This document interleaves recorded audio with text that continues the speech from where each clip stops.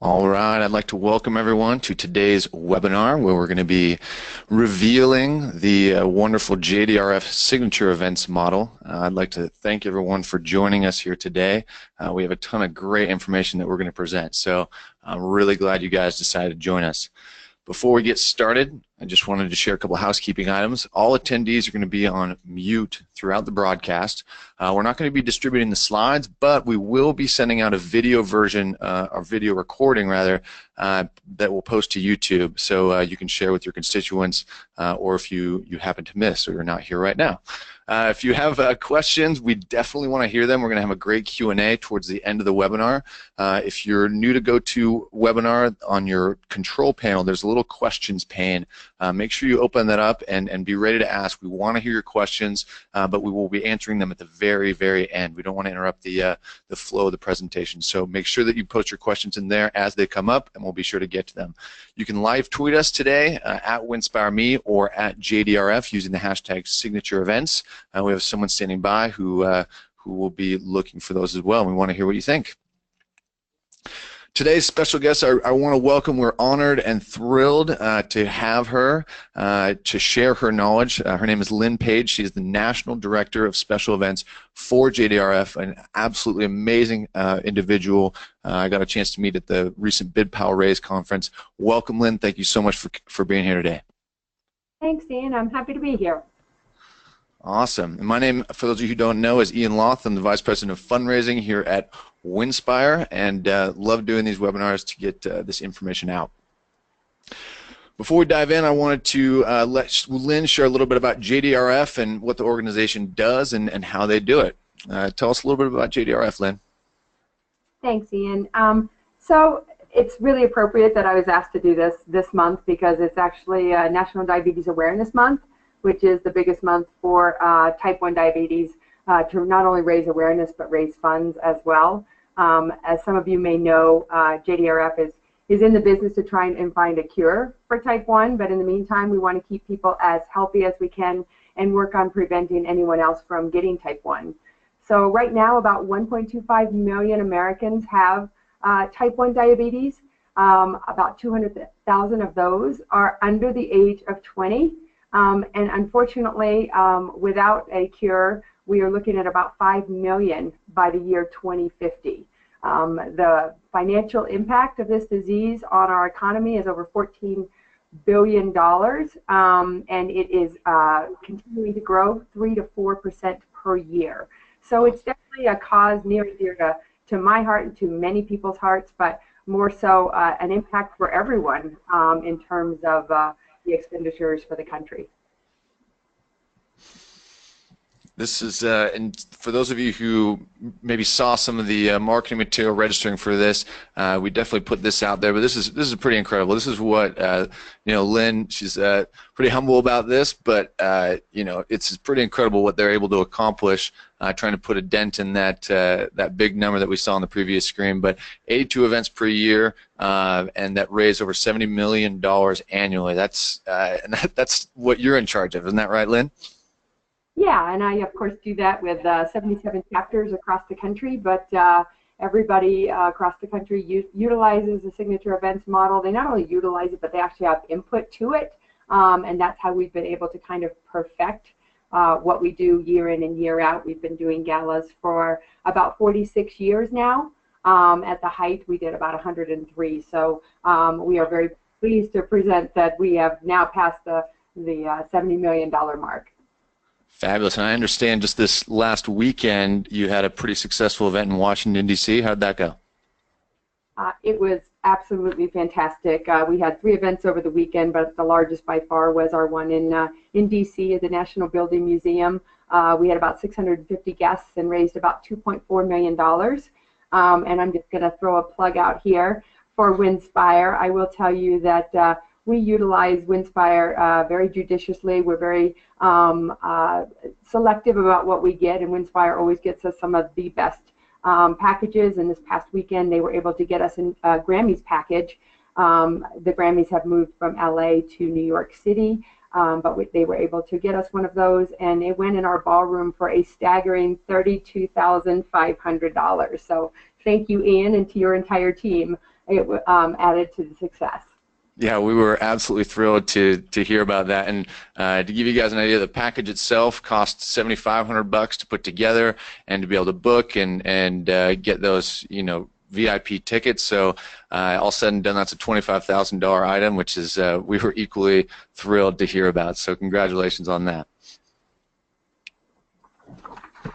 And yeah, just dovetailing right into that, we're not going to talk a lot about consignment today, but for those who are unfamiliar with Winspire, what we do is just that. We put together unique and incredible travel packages for you to include in your live auction at no risk.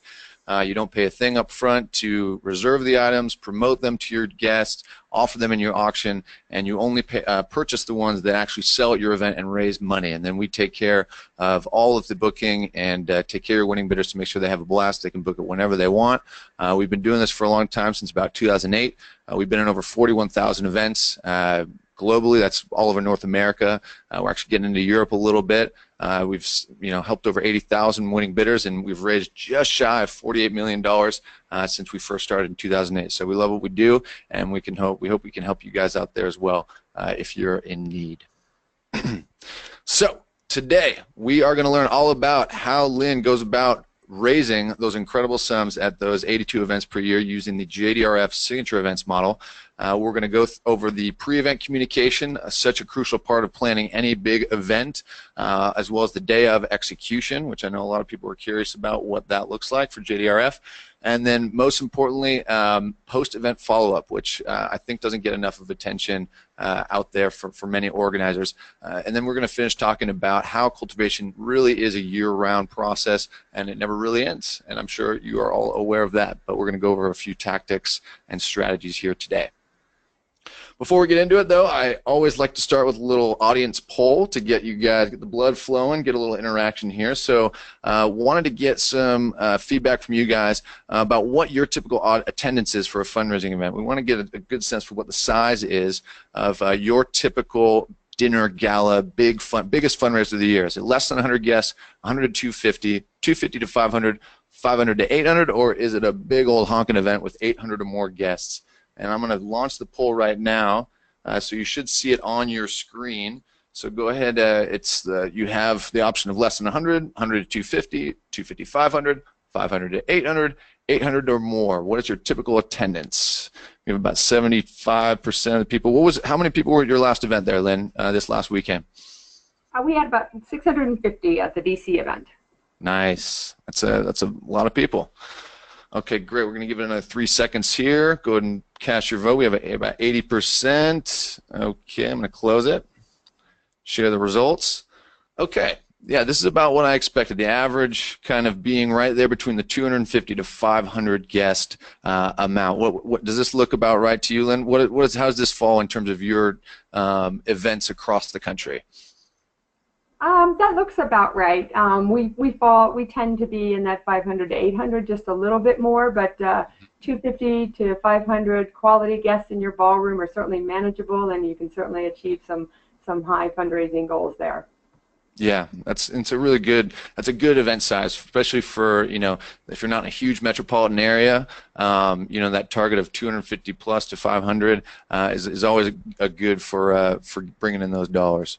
That's great. I'm going to launch one more poll here. Wanted to get a sense for live auctions out there. How many auction items do you guys typically include in your live auction? I'm going to launch this poll as well. Is it 0? You guys don't do any live auctions at your events typically. Do you have 1 to 4 items, 5 to 7 items, 8 to 11 items, or 12 or more? I want to get a sense for how you guys typically run your live auction. This will give us a sense for how we can talk about it here today. We have about 80% of the people voted. We're going to give it 3 seconds. 2 and 1. Interesting. Okay, great. So we have a lot of people out there who actually don't do any live auctions today, but the average being right there to 5 to 7. What does this look like to you, Lynn? The bulk load of ours are in that 8 to 11 mark, although we do have 1 or 2 that exceed the 12, and only 1 or 2 that only do 5 to 7. But definitely we fall right in those last 3. But everybody does a live auction in JDRF.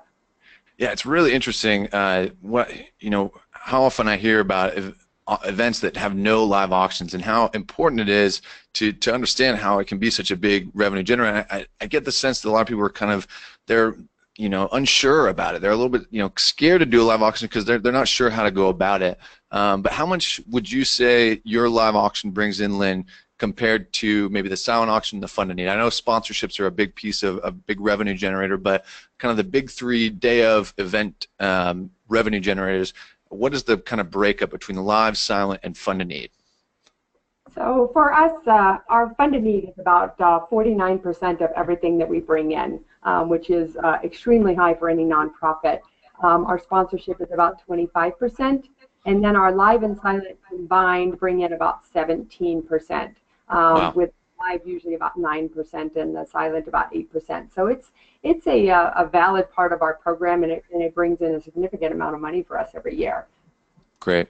Yeah. No, the biggest thing I like to emphasize, in terms of time and energy spent, the live auction, you have 8 to 12 big items, right, that take a lot of time maybe to go invest and go get and procure, but the silent auction traditionally takes a dramatically greater amount of time to plan and procure and put together, and then it can raise just as much, if not less, than the live auction. So live auction is a really important component of any big event, but we can talk about that a little bit more later. So thank you so much, you guys, for sharing, and we'll hide these results here.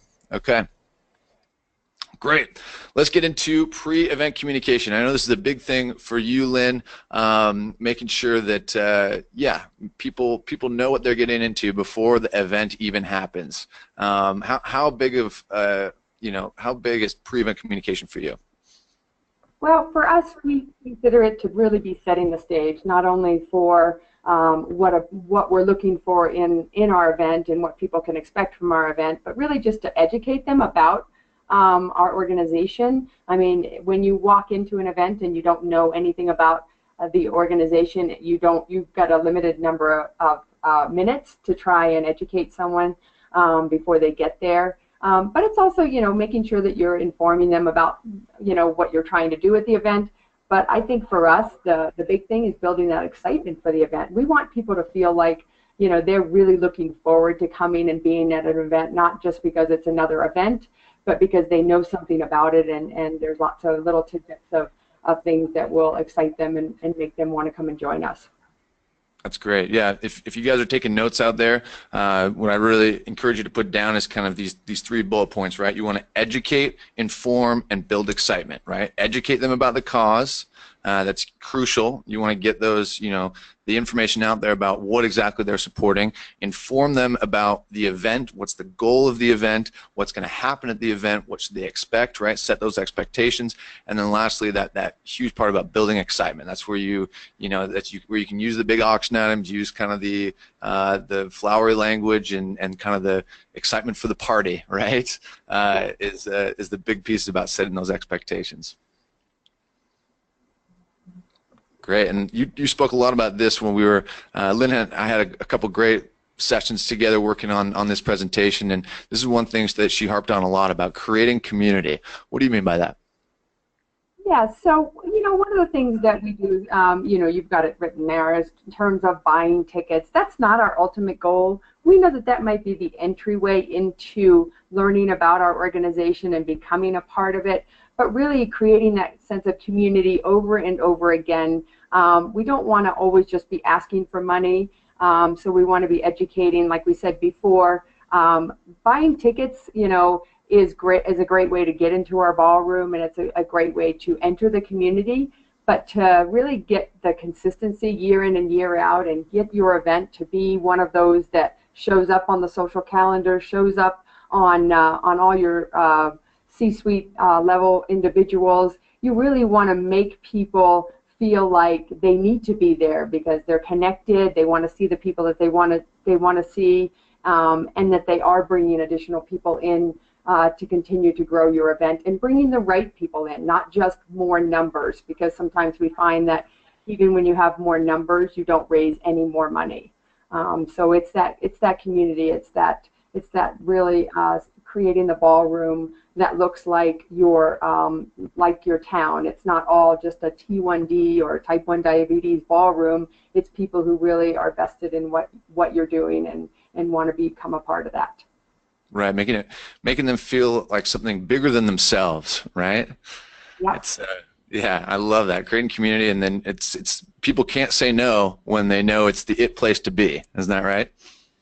Exactly. Yeah. It's like if you meet somebody in the grocery store, it's like, hey, you're going to the JDRF event, right? And they go, oh, yeah, I am. So that's what we want everybody to be saying when they run into each other. That's good. Yeah, and that the emphasis on, tickets is not you. If you have to look beyond the tickets, it's bigger than just selling tickets, right? The ticket sales will come if you create the community that people want to be a part of, right? Is that kind of the sense that you're trying to convey here? Yeah, exactly. Creating a community, that you will have people who will buy individual tickets because they've heard that it's such a great event or that it's such a great cause. And then before you know it, they'll be the ones organizing their tables, and we'll talk a little bit more about that later on, but they'll be the ones that will be helping to create that community that they just became a part of. I love it. That's great. Cool. And I know people are kind of out there, oh, this is a great community. It's kind of big strategy, but tell what the heck am I supposed to say? What do I communicate? So tell us a little bit about excuse me. Tell us a little bit about some of the tactics that go into communication with folks out there to get them involved. I think the biggest thing is everybody wants to know what it is that you're trying to accomplish. What is your mission? What's your goal? How does your event fit into the overall goal of your organization? Because we know there's many different ways to get your mission out there. But what does this particular event do? And then where does the money go? Everybody wants to know. I don't want to just get a sponsorship or pay for a ticket and know that all I've done is really pay for the expenses around my seat. Tell me how efficient you are as an organization. Tell me what you're doing to change the world. And then a couple of the other things, which aren't quite in that category, but when you communicate what type of items will be available to purchase, either in your silent or your live, you're actually kind of either drawing people in or you're kind of dictating who those people are that you want to have at your event. Can people afford $32,500 for a Grammy package? Would you want to invite your employee of the month to your event if it's truly a high-level fundraiser? They might be a little bit uncomfortable that way. We really do want to be able to communicate who are some of those guests, who is it that supports us in our ballroom, what are those VIPs that might draw people to your event just because they're going to be there and they want to be associated in the same, in the same communication as them. So there's many different things that you can do to communicate all of those things in advance. But we find that these are some of the most important. Yeah, that's great. Another kind of note about, communicating what items are going to be available to purchase. First of all, if you want to, make sure that you're communicating with your VIPs and the people who are going to be participating in the live auction about what they want to spend money on before you even go out and start procuring it. But once you do have those items, it is important to promote them, right? If you have live and silent auction items that you want people to be bidding on, it's crucial to be out in front of the event so they know prior, right? They can have that conversation, especially when you consider that most wallets, most buying units are a couple, right, a husband and wife. They can have that conversation before they go to the event, and they're not kind of having that conversation over hushed, dinner conversation during the live auction, whether they can afford that trip to Napa Valley. So promoting the items prior, promoting the raffle prior is a really good way to get people, preconditioned to be bidding when it comes time to the event. Yeah, and it's really important to do that. And I know that I'm going to put another shameless plug in here. We know that the person that bought the Grammys package this past weekend got word that we were going to have it in our Spotlight items #2. We sent out 4 pre-event communications spotlighting a whole bunch of different items that we were going to have. And as soon as we launched the number 2 one, which was about 2 weeks before the event, we immediately got a call. And it was confirming that yes, it is in New York City this year. They didn't have to go to LA, and a couple of other details that were there. So making sure that people know what's going to be there. And then of course we always do this. We need to communicate what our mission is, and that of course is is what we consider to be our fund to cure, which every other organization uses as a fund to need or a paddle raise. So you've got to educate people before they get in your ballroom about that, because you just don't have enough time once you do. Totally, and so much of it's about being specific, right? And it's not just about, you know, T1D, type 1 diabetes. It's about specifically where is this money going? How is it going to make an impact? You know, what initiatives are in place to raise money for, right? It's you know, that's why when you talk about fund to needs, it's a fund to need. There's a specific need that you're trying to raise money for, not just the cause in general. So being more specific about what the mission and the goal is of this event is crucial to giving people kind of something to mentally latch on to. Okay, I'm purchasing this item. I'm, you know, donating this money for this specific need that they're trying to meet. This goal, right? It's all about goals. People are goal oriented. It's such a crucial part of any pre-event communication. Yes, I agree. And there's many nonprofits out there, and you have to differentiate yourself and what it is you're asking people to do and to give to. Totally. We mentioned sponsors a little earlier, right? How that's such a huge part of yours, which I think is just incredible. You said 49% of your event proceeds come from sponsorships. It sounds like you guys are very busy pre-event when it comes to meeting with sponsors. Tell us a little bit about how you do that. Yeah, so it's 27% comes from our sponsors. That's our second budget line item. That's okay. I don't expect you to know it as well as I do, and as well as our chapters do, but we really do value our sponsors, not only from the ones that we already have from a retention standpoint, but the fact that you need to continually acquire new ones into your ballroom. And there are people who want to be associated with us just because of the people that we do bring into our ballroom. And I'm sure everyone else who's involved in nonprofit feels the same way. We are continually meeting with our sponsors in advance. We not only meet with them before the event to say, hey, what is it you're looking for this year? What are you thinking about? Have your philanthropic giving guidelines changed at all? Is there anything we can do to make sure that we continue to fit into where you want to be in our event? But we talk about the impact of their sponsorship. We'll talk a little bit later on about making sure that our sponsors know everything that they got, everything that they wanted and they asked for during the sponsorship of the event specifically. But also we want them to know who else we're trying to acquire to come into our ballroom. There may be some cross flow there where their particular company might have influence over somebody else that we're looking for. So really just going to them and talking with them one-on-one about what they want, what we're looking for, and how we can help each other, really to have that partnership. So it's not really just a sponsorship of an event, it's a year-round partnership, and then making sure that we're staying in constant communication with them and meeting their needs as well. You spoke a little bit, and you mentioned C-suite executives here, right? And that's ultimately your goal, right? Is to get those C-suite executives to come, bring their friends. What recommendations do you have for maybe a smaller nonprofit that's going out and meeting? Maybe they're not huge corporations, but they're smaller sponsorships in the community. Do you have chapters that deal with this issue?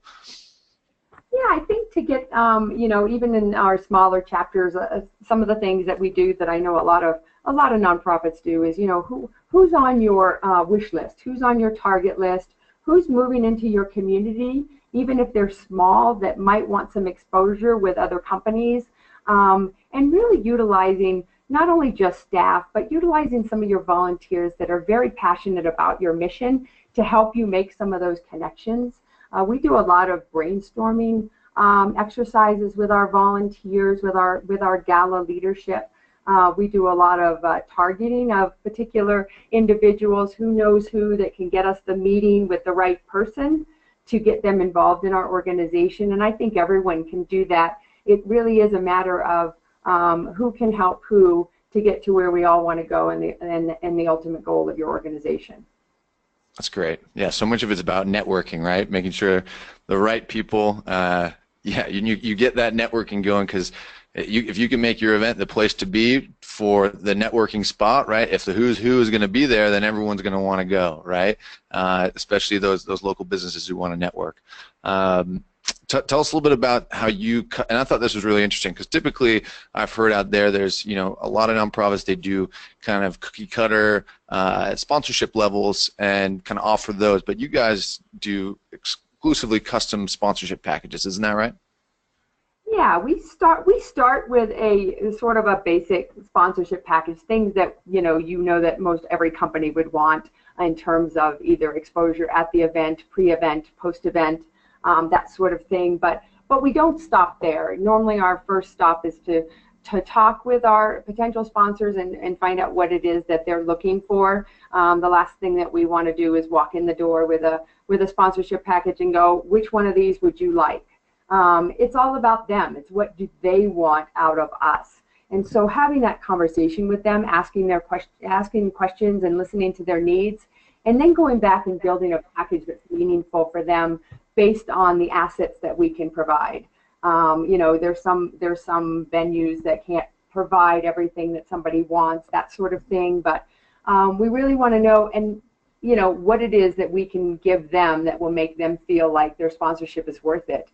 And the other thing we always ask is, do they really want to be in our ballroom? A lot of companies sponsor a lot of events, and if actually filling a table isn't exactly what they want more of a presence in some other means, then we need to listen to that, and we need to build a package for that. If it's a digital sponsorship, or if it's an underwriting opportunity where their logo is everywhere and they get the naming rights or something like that, but they don't want to fill tables, it's incumbent upon us to be very aware of that through our conversations, listen to them, and then work with them to create that package that makes not only them happy with their exposure, but us in terms of the monetary benefits that go along with it. That's great. That's great. And just a little line item that we've seen a lot of nonprofits doing. That's a good addition to a custom sponsorship package or an offer is underwriting the cost of a travel package, right? A consignment travel package. You can it's a $3,000, $3,500 investment for the sponsor or the donor, and then they can be, if they're the event or not, they can see that investment multiply because they will underwrite the cost of a package, but it'll often sell for far more than that, right? So their $3,000 investment can sell for $5,000, $6,000, $7,000, and if you're talking to business people, they love talking about return on investment. So a great opportunity for underwriters and sponsors is to underwrite the cost of a package, and you can recognize them on stage at the event and put their logo on the package as well. That's something we've been seeing a lot with our packages recently. Yeah, I agree. We actually have a couple of those coming up where people have said, what can I do to make a bigger impact in your ballroom? And that's definitely one of the ways, and they do get a lot of exposure if you're still doing an auction catalog. Of course, they're mentioned in that with the auction item. They're in your pre-event spotlight. They're up there on the big screen the night of. They're thanked afterwards. You can actually go so far as, especially with a package like that, not only for the tangible part of it, but you can get a testimonial from the person who bought the package and took the trip, and then send it back to the sponsor and just let them know not only did they contribute to the bottom line, but also to the guest experience, and really gave somebody else another experience that otherwise wouldn't have been in the ballroom. Totally. Yeah, it's a great option, and we're actually seeing that a lot more. People are kind of catching on to it. Highly recommended especially if you have a no consignment policy too. It's a great way to get around that. Is just going out and finding underwriters. So a great option for creating custom sponsorship packages. You mentioned this a little earlier, social tables. Thought this was kind of a fitting image. It may not be a charity event gala, but there is definitely a social table leader here. Tell us a little bit about how you run your social tables. Well, we certainly don't run them quite like that, but it's very we do recruit actually social table hosts. We have an active social table host program in a lot of our chapters. They're people who probably have attended our event either as a guest, maybe they were ticket buyers, or maybe they actually were invited to sit at somebody else's table initially, and they come to the event, they believe in the mission, and they want to expand the ballroom also, and so they'll agree to either buy a table and then invite 4 other couples or 9 other individuals to join them, and also educate them in advance. I think that's where the key really is that they come to the event and they might have even had maybe brunch over at the social table host's home that morning, and they talked about what the evening was going to look like. They might have had a cocktail hour, you know, a couple of weeks in advance when they were all talking about what they were going to wear, and that's very important. Again, creating that sense of community, but you know, making sure that you are providing your social table hosts some talking points, so when they do get there, when they are asking couples to come join them, that they know what they're coming to join us for. So it really is it's kind of like our sponsors, only it's not companies, it's individuals. And we have another way of educating people, not just in writing, but verbally from social table hosts. We find it's really, really impactful in our ballrooms. And these are, you know, to be completely clear, right, so these are social table hosts, right, who are in charge of kind of filling tables, and they're kind of an extension of you, right? As the organizer, you're educating them to educate their tables, and then they are communicating to the folks that they invite. There is kind of an expectation here. Hey, if you're going to come and join me at my table, like, let's try to contribute $10,000 collectively, right? Kind of motivating as a group, so that can bolster the amount that actually ultimately gets donated. Exactly. Yes. I have friends who, when I pick up the phone and call them, and it may or may not be a JDRF specific event, but I'll say, hey, we're hosting a table, and they go, okay, what's it going to cost us to buy in? And they know it's not the ticket price. They know they want to know what the level is that we've set. So a lot of our other social table hosts are the same way. Everybody knows what the expectation is, and they're happy to do it because they're with their friends, they're in a great environment, they're at a wonderful event, so nobody minds giving to a cause that they care about. Yeah, and it's totally fine to, you know, if you're unsure if you've never done these before, you know, it's maybe a good idea to, you don't have to give them a script, but give them an idea of what they should be communicating out there and how they should be going out and doing their recruitment. And like you mentioned, Lynn, if it works really well, it can actually result in multiple social tables. If you find people who are activists, right, and really helpful, that can actually split out into multiple tables, and it becomes a recruiting arm for you to fill more seats. Yeah, we actually, if we recruit our social table hosts in advance of printing our invitations, a lot of times we have lists of social table hosts. They get recognition there. They get recognition in the program book. So there's a little bit of give and take there, but they certainly have helped to grow our ballroom with the right people, because they do get those talking points. A lot of times, I know everybody who's sitting out there listening is going, well, how do I pre-communicate with my guests when I don't even get my guest list till 2 weeks before? Right. Your social table hosts are instrumental in that, because you might not have their email addresses or anything else, but you have your social table hosts, and they're more than happy to pass that information along because they want their guests to get as excited as they are about the event. That's great.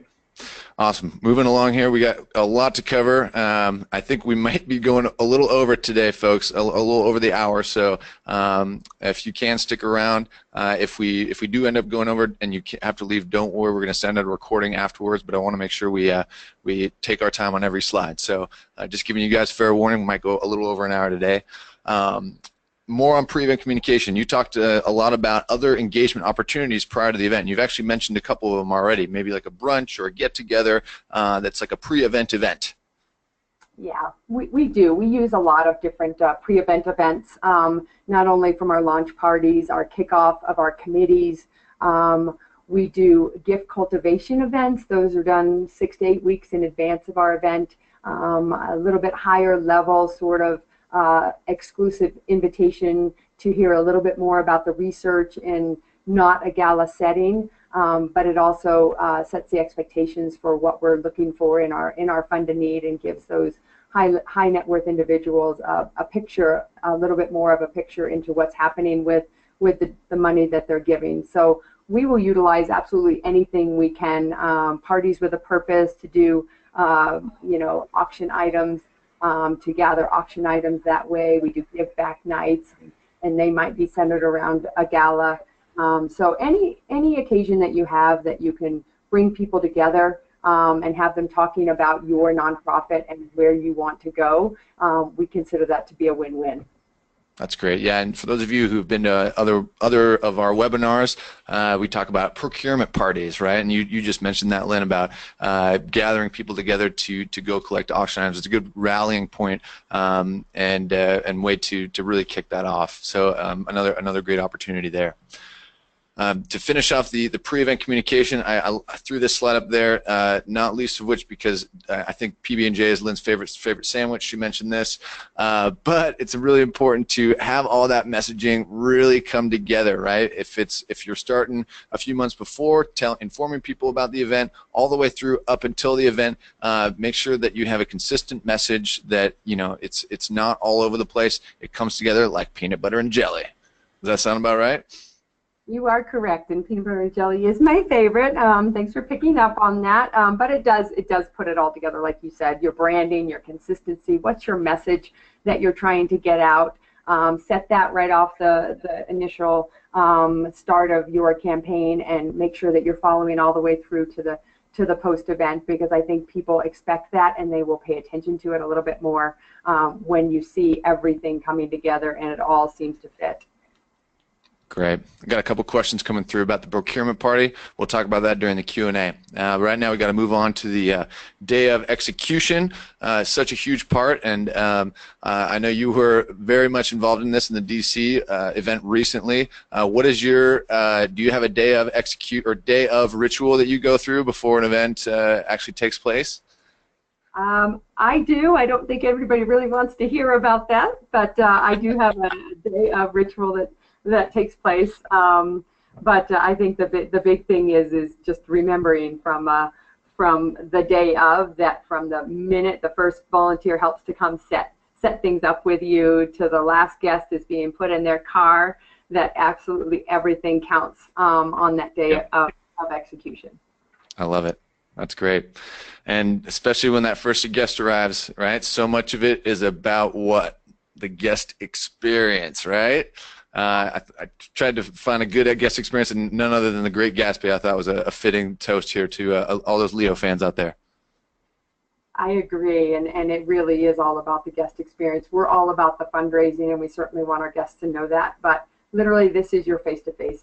Don't waste it. You only get a certain number of hours, and about 3 is about all you're going to get. How do you wow them when they walk in the door? What are you going to do to make your event stand out other than the other 75 that go on in your community during that the year? Making them feel special. Little things go a long way.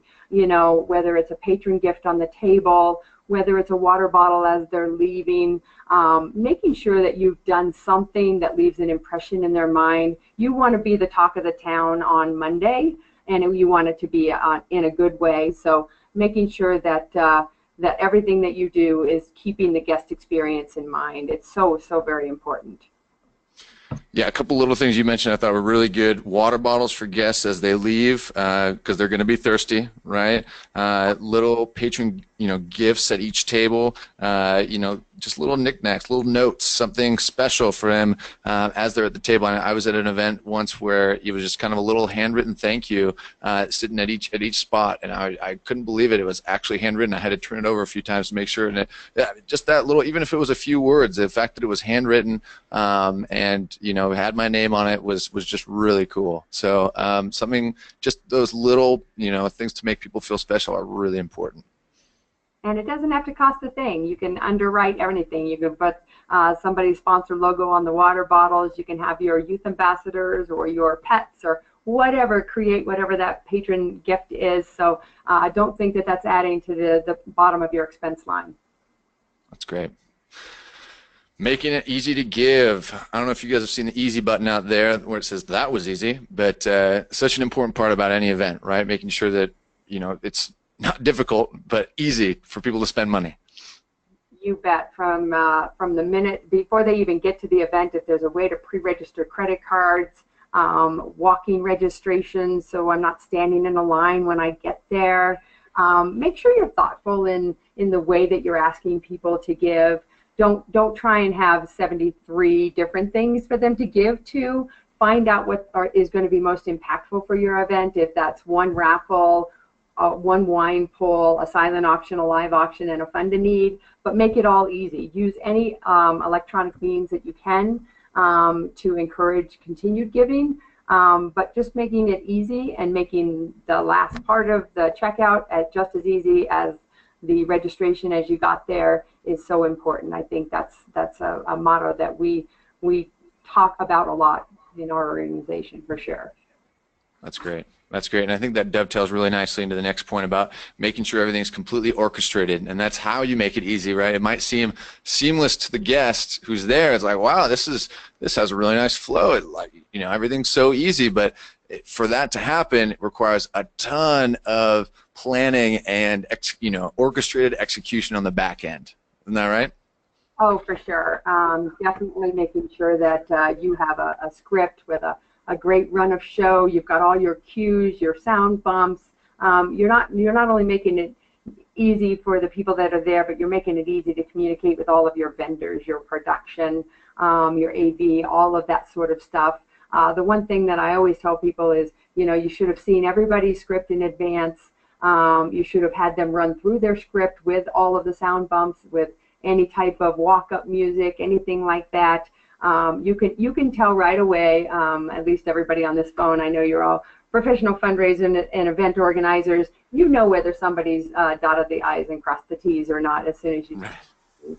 So make sure that you're taking that extra time to build that into your run of show the day of, to have a full walkthrough and invite everybody who's going to take the microphone or stand at your podium to be a part of that, so everybody's looks like they're all together. That's great, and you mentioned a little bit too. And there's this line here on the slide you see. It says you never put on a play without a dress rehearsal. So tell us a little bit about the dress rehearsals that you do. So we normally try and do them earlier in the day. We'll actually start with an auctioneer meeting and then go right into our dress rehearsal, and that's every single person that's going to stand up on the stage and take the podium and have something to say. We want them to get the sound levels correct. We want them to know what kind of lights are going to be in their face. We want them to know where they need to come up and down the stage. We want them to know who's going before them and after them, who's going to come get them and put them side stage to get them ready. We don't want any questions in their mind, because we want them to be completely at ease and as comfortable as they can up on the stage. And that includes the volunteers. We do a volunteer rehearsal with all of our leads the week before. We want them to see the venue. We want them to know what they're in charge of, so they can then help the day of volunteers be successful as well. That's great. Ambassadors. This was a new concept to me, and I thought it was really cool that you guys do at your events. Just basically having people that are part of the mission greet. And I took this image from your website, this adorable girl, from the T1D cause. But tell us a little bit about who you select for your ambassadors and why it's important. Well, we do select a lot of children, and everybody knows that people want to give to children. Although you saw from our statistics that this disease affects more than just children. But we do enlist people from our mission to greet people, guide them to their seats. When they get to the escalator, they thank them for coming. They usually don't wear their T-shirts. They're usually in their little tuxes and their little ball gowns. But they tell a little bit about the mission. We might give them one or two sentences just to say to our guests. They can go around and they can deliver bid cards once everybody gets seated for dinner and thank them for coming again. They can also collect bid cards when we do our Fund a Need last appeal. There might be a certain level, and the ambassadors come around and collect them. It keeps the mission first and foremost in everybody's mind. So just think about whoever it is that your organization is affecting. It might be the kids at the school. It might be your pets. It could be anything or anyone. How do you fit in these ambassadors to add into the element of the guest experience that night? And she is adorable, isn't she? She's super cute, right? I totally agree. And you mentioned you give them kind of a script, right? Do they talk about the mission when they're showing people to their seats, or how does that work? Yeah, we give them a couple of lines to say, nothing too complicated, because as you know, it's always a little bit noisy when they're greeting them, or when they're delivering the bid cards, they may come up to the table and go, "Hi, my name is Alexa, and I've been diagnosed with T1D for 5 years. I was diagnosed at the age of 3, and you're making a difference in my life tonight. Thank you." That's great. Just something very simple. That's great. And how many ambassadors do you have? Let's say, how many did you have at your event this last weekend that had like 700 people? Well, we had 25 youth ambassadors. Okay. Okay, great. That's perfect.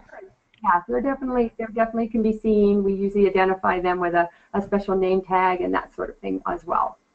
That's great. That's perfect. We have a couple more pictures of them, I think, coming up. And audience engagement. Tell us a little bit about audience engagement.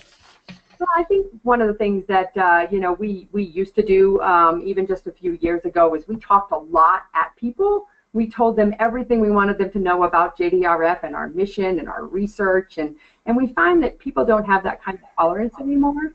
We really want to make sure that they're engaged and they're entertained. When we want them to be just like the picture that you're seeing. They're facing the forward, front, they're all involved, they're clapping. So we make sure that everything that we do is produced. If we're doing our live auction, we add thematic elements to it, be it sound bumps or videos or even like little scenarios up on the stage, something to keep them engaged and not want to be talking to each other, but actually wanting to be paying attention because that's where we are going to raise the most money. That's great. Do you have any, so for someone who's maybe on a budget who doesn't, because I agree, I mean, the live auction should be, highly produced, make sure that of course, the bare minimum is met, right? It's important to have great sound, right? Sound and AV is crucial to making sure people are engaged, because if the people in the back can't hear you, then they're not going to be engaged. They're going to start talking amongst themselves. And so, one thing I can't harp on enough is do not use the hotel sound system that comes out of the ceiling. You have to rent your own AV equipment, those big speakers, and strategically place them in all 4 corners so that even the people in the very back can hear every single word that's spoken in the microphone. That's going to help dramatically with your engagement. Do not use the speakers that are coming out of the ceiling. But yeah, other than the sound, right? Is there any other recommendations that you have for putting on a production and keeping people engaged? Well, I think you hit the nail on the head there for sure. I think the other part of that is visual. People need to be able to see. So if you need to invest in a couple of extra screens, if you need to invest in, a lot of times our volunteers are really good. Our technology is so superior now. You can actually film something on your iPhone and turn it into a movie, and you utilize that to keep people engaged. But think about if you were sitting in that chair, what is it that's going to keep you 100% entertained and engaged in what's going on? And then the other thing that we do is pull aside 10 or 15 people after the event and ask them what they thought. From all over the room, just go have coffee with them and say, how was your guest experience? What did you see? What did you hear? Because we know as event organizers and fundraisers, we don't get to hear and see everything that our guests do. So take that feedback, take the feedback from any of your professional vendors, and put all that together and figure out how you're going to refine your program going forward. That's great. Yeah, feedback is crucial. If you're not gathering feedback post-event, and we'll talk about that a little bit, and hear a little bit about, communication is year-round, but just make sure that you are very active about getting feedback from your audience, because that's really how you're going to improve your event. This slide, I think, is going to be money for a lot of people out there. A lot of people are curious about how the flow of this signature events model goes, and here it is, folks. Walk us through this a little bit, Lynn. How does the typical signature event go? Yeah, so we start out with a cocktail hour silent auction from usually 6 to 7:30-ish. We think that it takes people a little while to get there. Not everybody hits the door at 6 o'clock. About 6:40 is when you kind of hit critical mass. We might take our first dinner call around 7:15. By 7:30, we've got our youth ambassadors walking around the silent auction area holding signs saying, please join us for dinner, or something of that nature, because, again, you can't hear during that. We try and get people seated. We give them a few minutes to introduce themselves to each other, find their spots at the table, and then we usually try and start our program 7:50, 8 o'clock. you know, your normal welcome. You need to give your sponsorship recognition. You need to talk and do your thank yous right off the get-go. That'll go on for 15 or 20 minutes, but it's different speakers. It might be different mediums that we're utilizing. It might be a video, it might be a speaker, it might be the voice of God. So there's all sorts of different things going on there. We make sure, usually everything is preset, the salad and or the soup, if it can be brought out warm enough, whatever we do. About then we try and take a little bit of a dinner break, about 8:20. Some of our markets will do a little entertainment, others will leave it just with some background music so everybody can have a chance to talk with each other and get to know each other a little bit more, because that might be the first time they've actually seen each other and you want them to be paying attention. We'll bring them back and we'll start our live auction. That's usually while the plates are being picked up and the desserts being put down, because there is a lot of activity during that live. Again, those 8 to 10 items, you know, normally take you, you know, about 35 minutes or so. Some items may run a little bit long if you've got double ups or whatever. Then we go directly from our live auction right into our appeal. We dim the lights, we spotlight our speakers. It might be a video and then a speaker. And we do our special appeal for 30 minutes or so, using matches and challenges, that sort of stuff. But and then we announce our total, and then immediately we're at our after party and everybody's celebrating the great success for the evening. So that is really about 90% of our events utilize that timeline in some form or fashion. That's great. Yeah, I think a key part here too is that live auction, the 3 to 3.5 minutes per item. You don't want to linger too long on each item. It's about moving through them.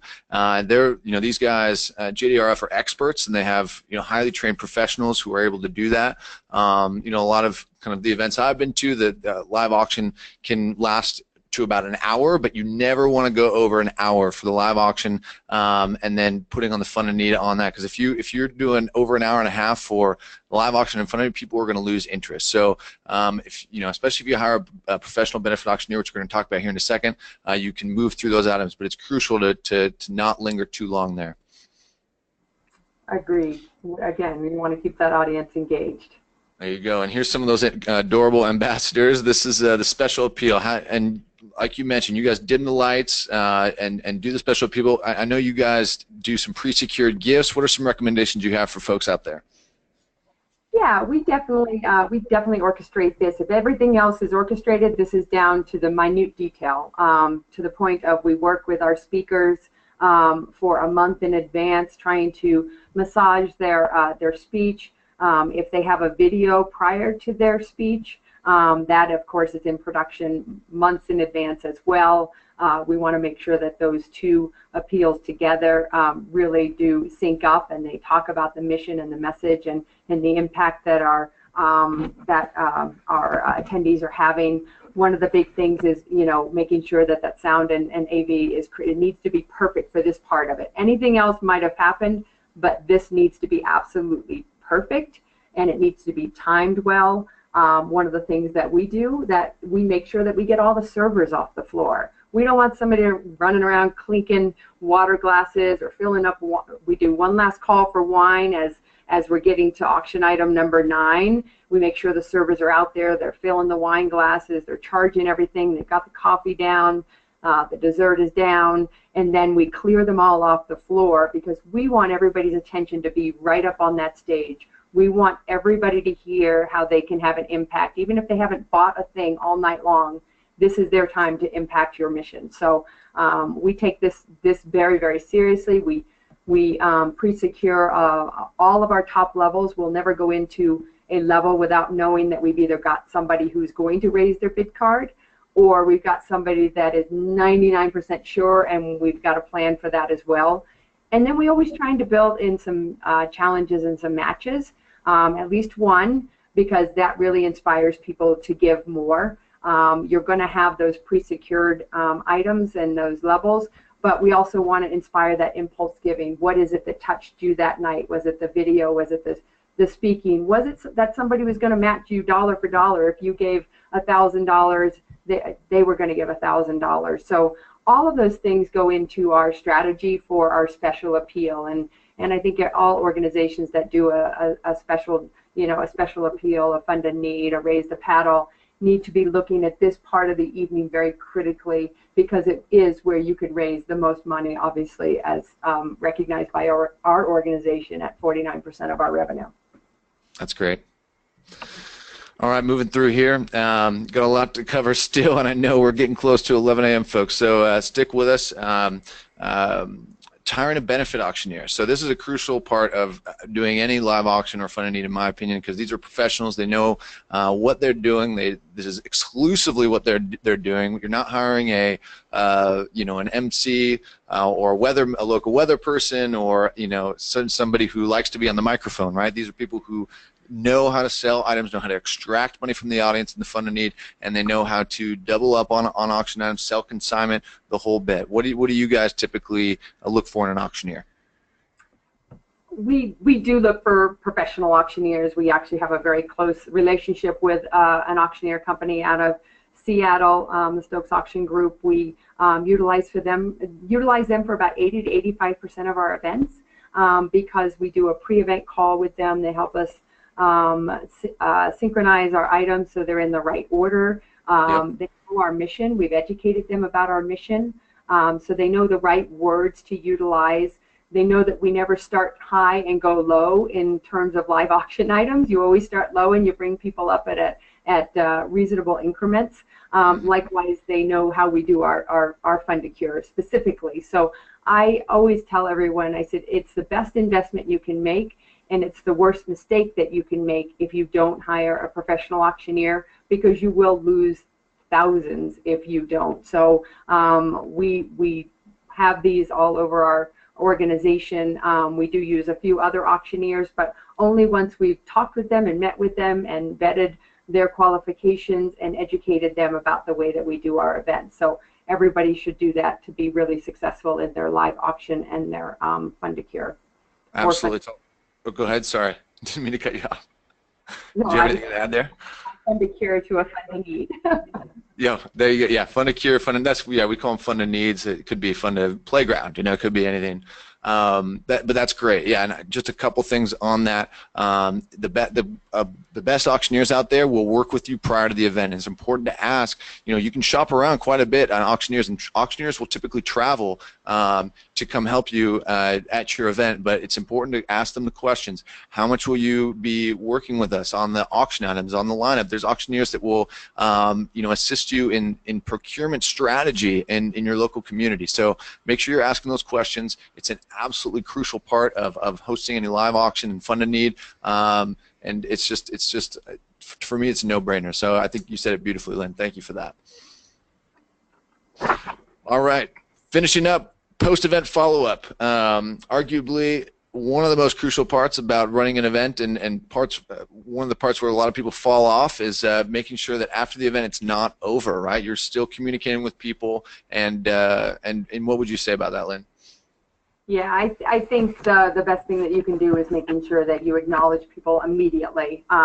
We do a lot of different things. Certainly we're saying goodbye as they're walking out the door. But within literally 24 hours, for a lot of our donors, we'll have our youth ambassadors leave a voicemail for them at work.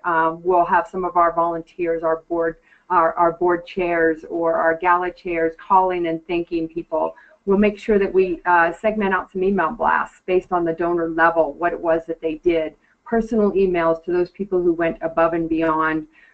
We send out a postcard via snail mail. I know that's far-fetched, but that's something other than just your tax exempt. This is what you bought and this is what you can give to your tax attorney. But we handwrite notes on some of that stuff, just to let them know that we really appreciate what they did. And then of course the big thing nowadays, of course, is social media. Make sure that you're getting your pictures out there immediately. Ours from this past event are already out there. People can tag themselves. We tag the ones that we know that we can do that with. People want to relive the event over and over again, and they want to show their friends. So be sure that you're getting that out there in a timely manner. After 3 or 4 or 5 days, people have already moved on to the next event or the next cause or the next thing in their life. So make sure that you're timely with all of that. Likewise, don't let it end right there. Make sure that everything that you do is kind of timed out. You can also, I know Ian's going to post this on YouTube. We do a lot of things are things that we recap. We use a company called VidMob. They can take all your photos and turn them into a video literally within days for minimal cost. Sending that out via email. You can text some of your guests then. Let them be part of that experience over and over again and share it with people, and that's how you grow your ballroom. So I highly encourage you to develop that plan of how you're going to communicate with everyone before your event, because after your event you're exhausted. So map that all out, get somebody who's going to execute it, somebody's, and then see the traction that you get as you continually push out items over and over again. That's great. This VidMob thing is a great tip. It's amazing how much people, the big difference between posting on an entire album of pictures and then having a 2 to 3 minute video where the pictures are overlaid to music and it's kind of sequentially put out there. People are thrilled. You'll get a ton of engagement for this. So I think this is a really important tip.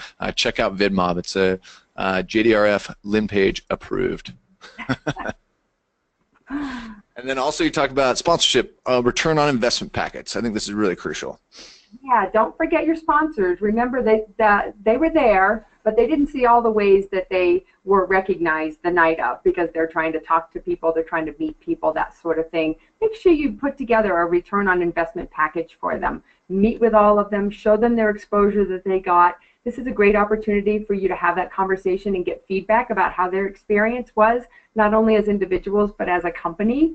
And then make sure that when you give them that return on investment package and you're meeting with them, make sure it's not an ask. It's a thank you. It's a thanks so much for what you did. Give me your opinion. Wait to ask later on. You don't ever want to do a thanks and sort of meeting, because then it's just a vicious cycle of every time you go meet with them, all you're going to do is ask more. Then it's not a partnership relationship. It's a, I'm funding you.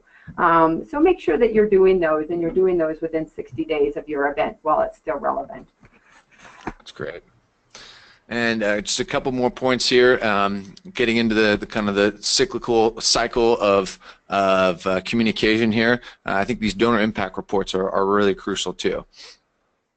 Yeah, we do make sure that people know what it was that their money went to. We want to make sure that you know, when we do come around to ask again, that they know that they really made an impact in some way from the money that they gave us before. Nobody wants to ask more when you don't know what it was that somebody did before. So in whatever form or fashion, we've got some things that look like this. We've got other donor impact reports that are a little bit more formal. We do research updates.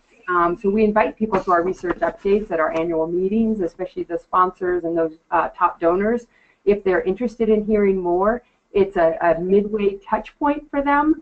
So it's like, wow, I was just at their gala in January, and here it is June, and I'm hearing about how my money's been put to work in a real way.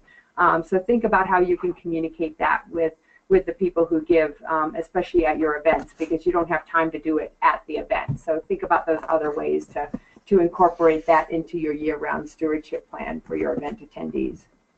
Yeah, and these are all great things to send out via email, post onto your blog. It's pretty inexpensive and cheap if you already have an email client to be sending this out. But you can also send some of these things out via mail, which I think this is another example of a communication you send out.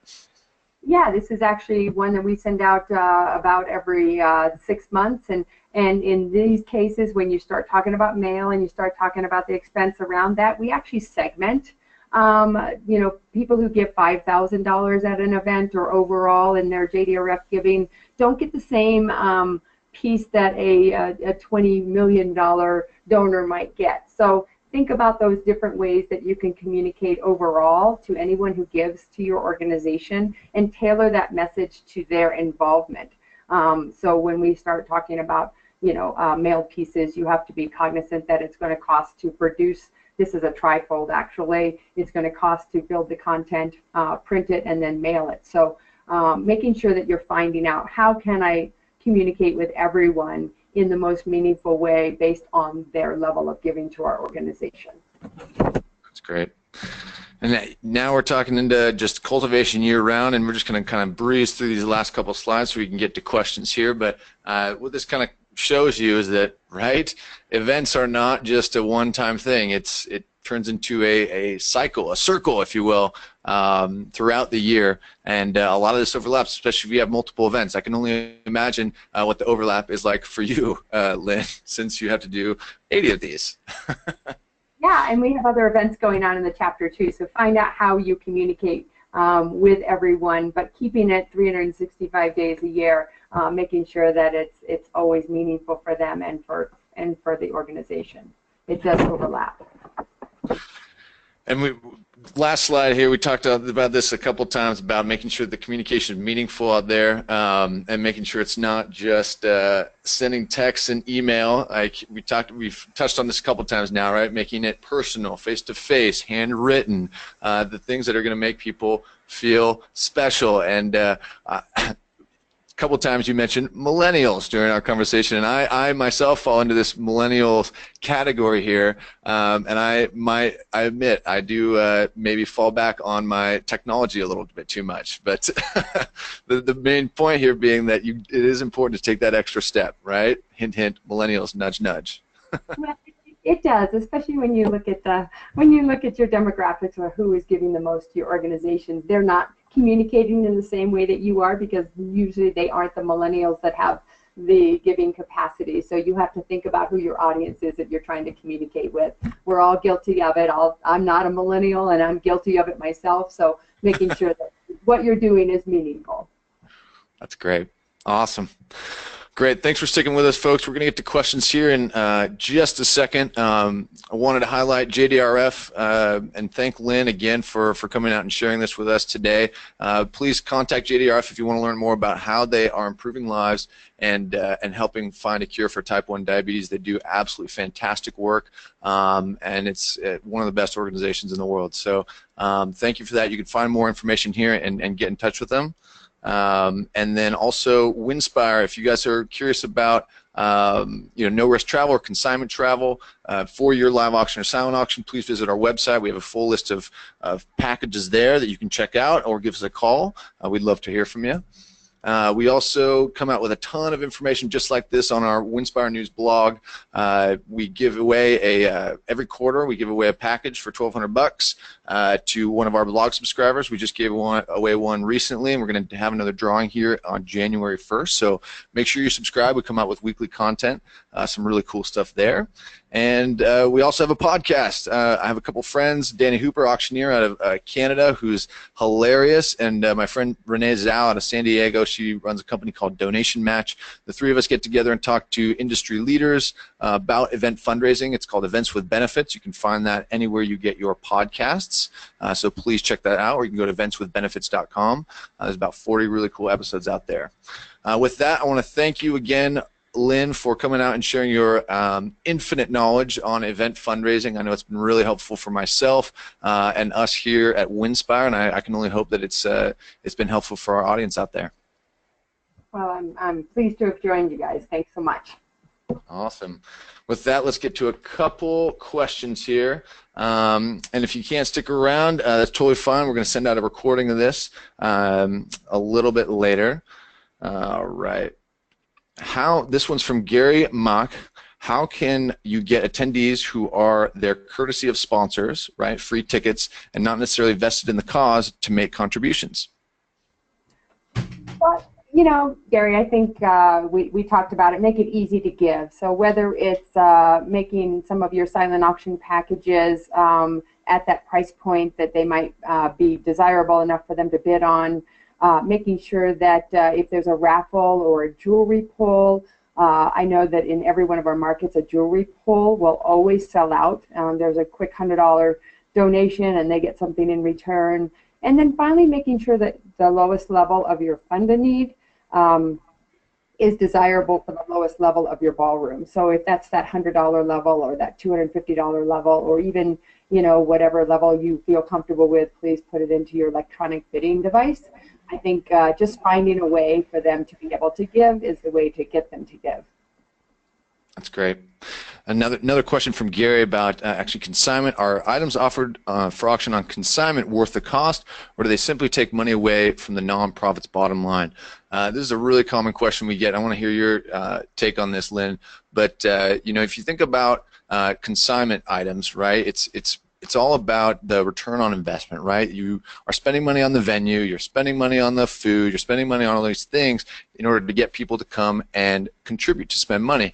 These auction items are the same thing, right? Consignment is something where it takes money to make money, right? And you're getting these incredible vacations that you couldn't otherwise procure in order to get people to spend the big bucks in your live auction, right? So consignment is just another fundraising tool in the tool shed that is a really important piece of creating those big items that are going to get people to spend the money. That's, I guess, kind of my best answer. What do you think, Lynn? Yeah, Ian, I think consignment has a place. Certainly, we don't fill our entire auctions with consignment because we have a fairly good procurement group of volunteers that can get a lot of things. But as we go around and we listen to our volunteers and our attendees, and they say, you know, I'd really like this. Sometimes the only way you can get that is through consignment. So we do an analysis every year. Are we making money on the money that we're having to spend?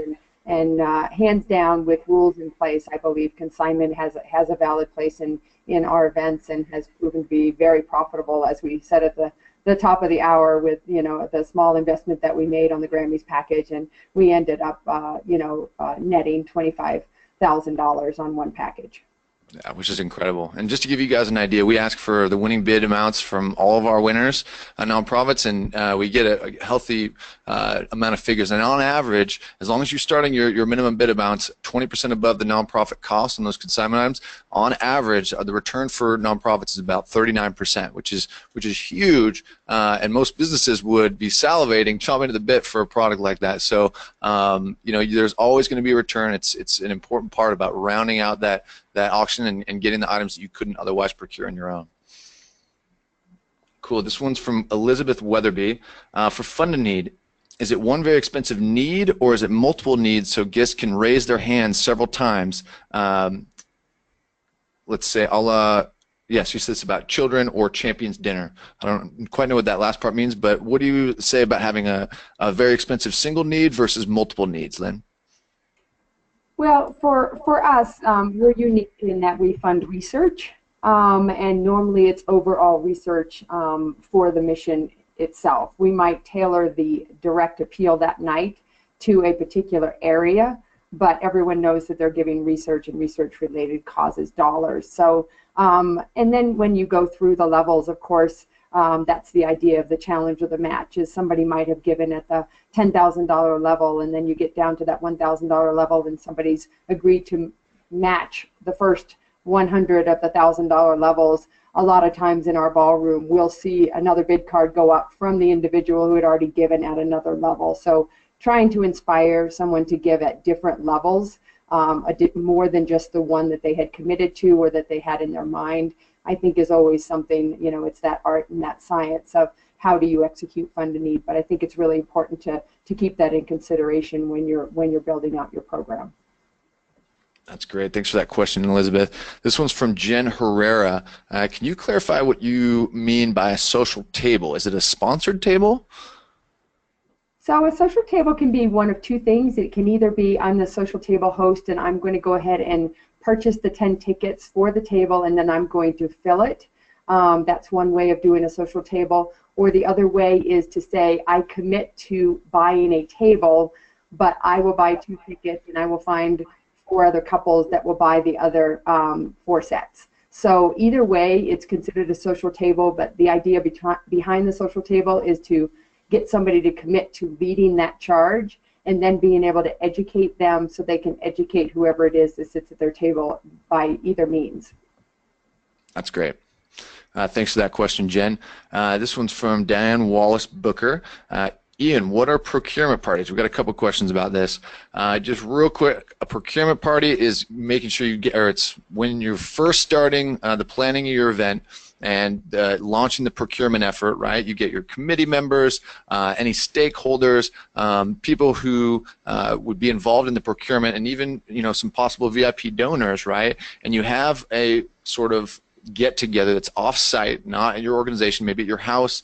You break out the wine, serve some food, and it's a brainstorming session, right? Where you just write up every single idea that you can possibly come up with in the community, outside the community, and then everyone whips out their Rolodexes. But we don't have Rolodexes these days. We have cell phones with contact lists, and you literally scroll through your contact list and you start writing up names next to those items, ideas about possible connections for who can procure those items. And what you'll find is when you do that with everyone in the same room, it's amazing the sort of connections that will start to materialize between the people in the room, and how you can then strategize to actually go get those items. It's very difficult to do if you're just kind of sending an email chain out to get everyone to do this. It's way better if you can get everyone in the room together and get everyone having fun with it and get everyone excited about the prospect of going out and getting those items. It's what we call the procurement party or wish list party, to really get the effort started. Yeah, and Ian, just to add to that just a little bit, a lot of our procurement parties will be themed, and somebody will have like a wine and cheese procurement party, and so people will come over to their house and everybody will bring their favorite bottle of wine to give to the auction, and then their favorite bottle of wine to share. Likewise, a gift certificate to their favorite cheese shop or whatever. So we do a lot of those sort of those parties with a purpose, procurement parties that actually do bring in items plus ideas, and so there's many different ways that you can structure them. That's great. Thanks for that question, Dan. This one's from Suzanne Pesto. We're using BidPal for our silent auction this year, or bidding technology for their silent auction.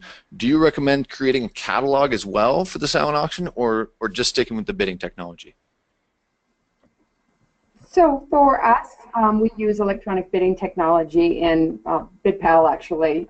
In most all of our markets, there's just one or two that we don't have right now. And unless you're going to actually send out the catalogs in advance, which we do still have one market that does that, I think it's best not to put the items for the silent in the catalog. However, I do encourage everyone to utilize whatever event management software they have and publish a catalog online, because I think that's where people actually shop. And then the third option, of course, if you were using someone like BidPal and you had the option of the online giving center and you could open it up 2 weeks early, that is your catalog. They can not only shop, they can also bid at the same time. So the only thing that we include in our catalogs anymore for those markets that do them are the live auction, and that's because when they get in the ballroom, they can go ahead and peruse through them while they're having their dinner.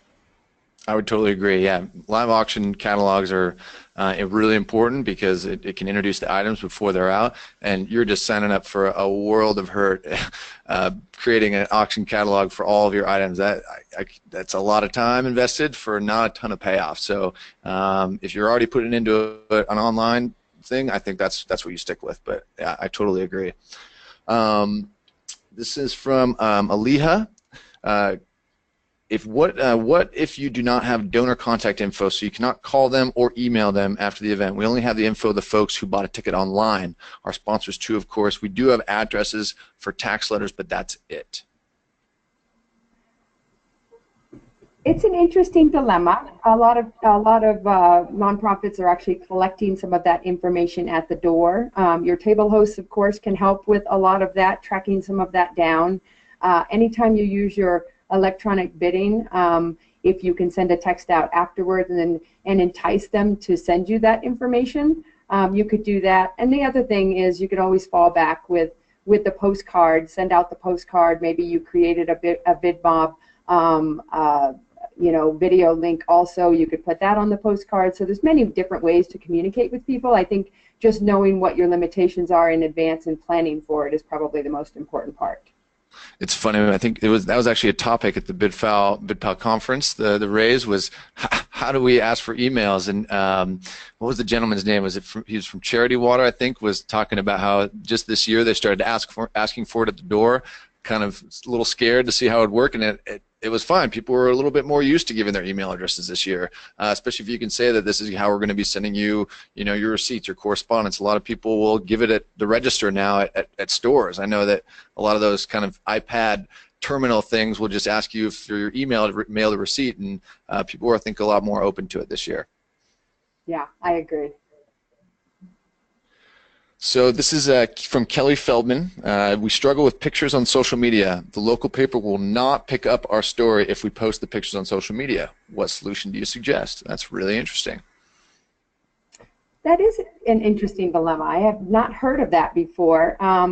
And I wonder, in terms of the newspaper, is that the best course of action to get your future patrons and participants? I know that a lot of communities have their particular, social magazines that seem to be the place that you want to be. Like in DC, it's the Washington Life, and in Denver, it's 5280, that sort of thing. So, making sure that you're appearing on the social page of the local newspaper. I'm not sure that that's as relevant as it used to be, but I think so many more people are going digital that it's important to get everything out there. Maybe you reserve 3 or 4 of the photos and promise not to publish those, and then have the newspaper have exclusive rights to those if that might be amenable to them.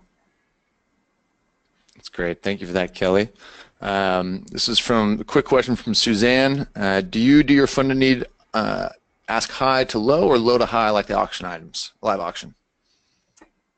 It's the exact opposite of the auction items. The auction items are low to high. You want to build that excitement and get to the top, whereas your fund to need, you want to include everyone and you want to pre-secure those high levels. So you want to get everybody in at the high levels first and then find those lower levels as you go through. So it's exact opposite of the live auction. Thanks for that, Suzanne. A few more questions here. Should be done here in about 10 minutes. This one's from, unless you guys have more you're going to ask, Matthew Cunningham. Would you do a vid mob from last year's event photos and post it to social media asking, were you there, when, or did you make it last year as a pre-event item? It's certainly an exciting idea. I think any way that you can get people asking questions or get them thinking in that mindset is a great way to do things. So I had not thought of that before, but what a great way to start the conversation and put it in video. That's great. And Patricia O'Neill wonders if you could talk a little bit about electronic bidding. It sounds like you use it. You've been using it. Do you use it at all your events? We use it at about 98% of our events. We actually started with electronic bidding 6 years ago. We started very small. We did a test run with BidPal. We used 5 out of back then we had 102 events. 5 of our events did it as a trial, and it worked really well, and we expanded it from there. I think electronic bidding has helped us increase our revenue each and every year, just because we've been able to expand our ballroom beyond just the people who can come and be with us that night. But it's also the convenience factor. We've all seen the person who stands in front of the one auction item that they want and they won't let anybody else in with the paper bid sheet. The fact that you can now sit there and communicate with your friends and secure 15 items when the auction is ended.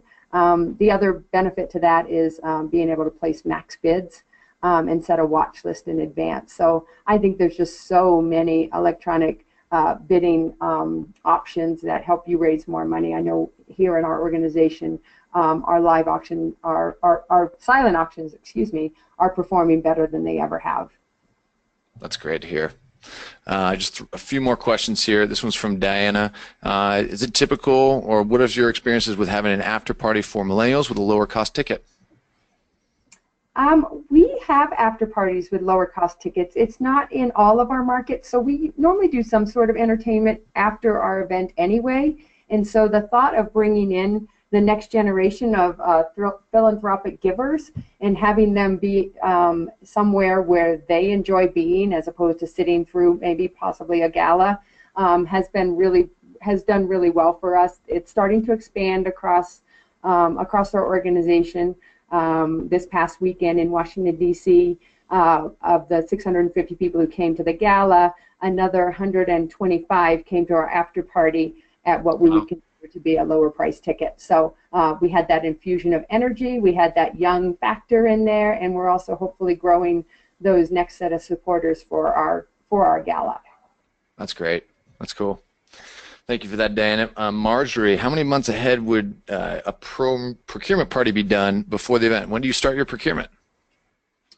We consider event fundraising to be a year-round effort. We actually start procuring. We usually give, most everybody gives about a month off, and then we immediately start kicking off our next year's event, and we start our procurement, and so there's not really any stop and start to our event timeline. It literally goes all 12 months. So you can do a procurement party anytime, and it can go to whatever the next event is. That's great. Just a couple more questions here, and then we're going to wrap this up. This one's from Erica Marcus, talking about electronic bidding and creating that catalog. Do you open up the bidding prior to the event using electronic bidding? So we have some markets that utilize the online giving center, which they open it up anywhere up to a month early. A lot of them do it 2 weeks early. But with BidPal, they have the option to open it up, you know, any time before then, just from the electronic bidding side. And so we encourage all of our chapters to send out their first text message, usually Thursday around noon for a Saturday event. So we like to give people time to shop. We like to give them time to think about it over dinner, talk to their partner, set their watch list, do all of that sort of stuff. The $100,000 that we earned in the silent auction this past weekend at the DC event, when we walked into the ballroom, when the first guest walked in at 6 p.m., we had $28,000 secured in our silent auction before they walked in. Wow. That's great. All right, last question we got for you. Is there any ideas beyond sponsorships that you have, this one's from Dina Chon, for keeping costs low? Or is sponsorship kind of the main vehicle for that? Any negotiation tactics? What sort of things? Well, I think sponsorships is the number one way. Underwriting, of course, where you don't even have to give seats, but they get exposure in your ballroom. I think the other thing is really establishing relationships with vendors and keeping those relationships. A lot of our florals get underwritten just because somebody wants to help us out and they love the crowd and the atmosphere that we have. We have vendor relationships in certain markets that go back 10, 15 years. We're the one, you know, charity that they might want to be highlighted at because they believe in our cause. So I think working with your venue is a big thing. Having some continuity and consistency there. You can usually get 10 to 15% underwritten just from them, just by giving their sponsorship to them, their underwriting. So I think there's many ways you can try and keep your costs low, and I think it's just trying to be really creative and out of the box. Create a list of assets that you might have that you might be able to entice people to either give you something in exchange for or money, and see how you can't reduce that bottom line a little bit. That's great. And I'm going to squeeze one more question here just because we have 2 more minutes. And Sela Short just asked a great one. Do you have any quick tips on how to balance multiple events in one year? How not to exhaust the same audience, sponsors, underwriters, and guests with the same ask? Great question. Yeah, I think creating partnership agreements with especially some of your donors and your companies. We've gone in a lot of our markets where we go in for one ask. Where would you like exposure in with our organization? Is it our walk? Is our gala? Our golf tournament? Is our wine party? What is it that you're looking for from us? And that way you don't exhaust them because you're laying out their entire year for them and saying where would you like to be and how would you like to be represented. So I think being really thoughtful that way has paid big dividends for us, and we haven't exhausted those that want to support us, but we've actually made it very thoughtful for them. I love it. That's great. All right, with that, we're going to wrap up the Q&A. Thank you so much to all of you out there for your participation, and thank you, Lynn, so much again for sharing your knowledge. I know it's been helpful for myself and everyone involved, so I can't thank you enough, and yeah, we hope to see you around here again soon. Great. Thanks, Ian. Thanks to everyone who joined us. All right, take care now.